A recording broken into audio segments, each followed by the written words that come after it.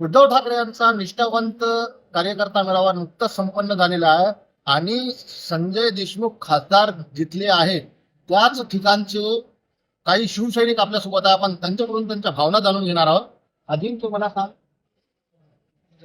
आधी नगरसेवक झाले आहे, काय नेतृत्व भावना आणि काय उद्धव ठाकरे यांच्या भाषणाची बोध घेतली?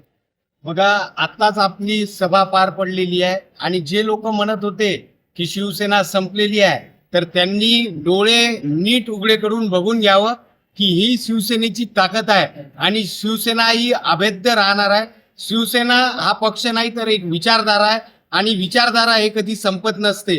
आपल्या माहितीसाठी सांगतो की याच्या पहिलेही बंडाळी झाली होती, परंतु तरी त्यांच्या छातीवर आम्ही लोकसभेत खासदार निवडून आणले होते.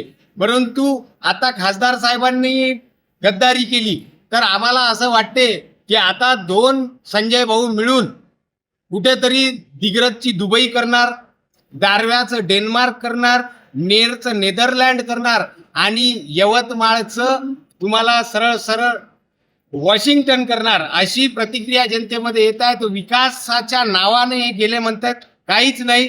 दोघं भाऊ मिळून दाबून खाऊ हेच यांची भूमिका राहणार आहे. जय हिंद, जय महाराष्ट्र. निश्चितच त्यासोबत काही महिला कार्यकर्ते आहेत.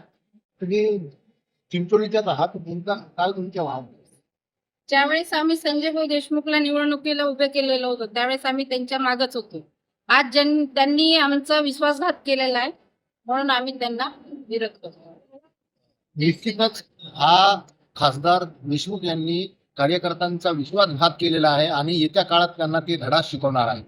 संदेश कांदून, महाराष्ट्र, यवतमाळ.